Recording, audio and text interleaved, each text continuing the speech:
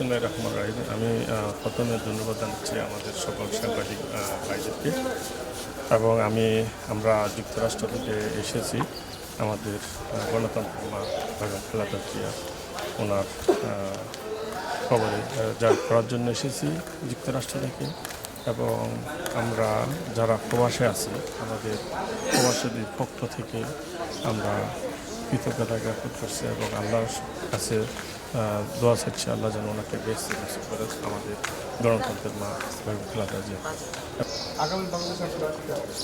আমরা আগামী বাংলাদেশ চাই একটি সুন্দর সুষ্ঠু নিরপেক্ষ নির্বাচনের মাধ্যমে।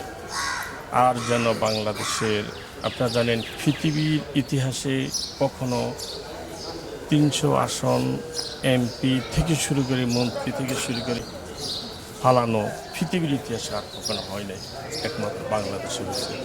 এই পুনরায় যেন আর না হয় বাংলাদেশে। আমরা সেই ধরনের একটি বাংলাদেশ চাই যেটা আমরা বিদেশে, আপনারা জানেন আমরা এই প্রবাসীরা বিদেশে বসে আপনাদের যেরকম বাংলাদেশের ছাত্র জনতা থেকে কৃষক থেকে যে অবদান, আমরা প্রবাসীদের অবদান কোনো অংশে কম না। আমরা প্রবাসীরাই পৃথিবীর বিভিন্ন দেশে বসে একটি সুন্দর বাংলাদেশ চাই। আমরা আজকে বাংলাদেশ শুধু বেগম খালেদা জিয়া শুধু বাংলাদেশের না, উনি হলো পৃথিবীব্যাপী গণতন্ত্রের মা হিসাবে সারা পৃথিবীতে ওনার নাম আছে।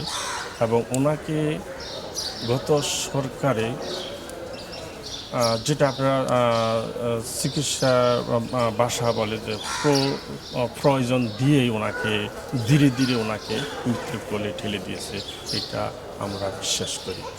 না হয় আমাদের এই গণতন্ত্রের মা এত তাড়াতাড়ি আমরা ওনাকে হারাতে পারি। আমার নাম মোহাম্মদ কাজল, আমি যুক্তরাষ্ট্রে থাকি, মেরিল্যান্ড স্টেট বিএনপি আমি সেক্রেটারি। আমি যুক্তরাষ্ট্র থেকে এসেছি।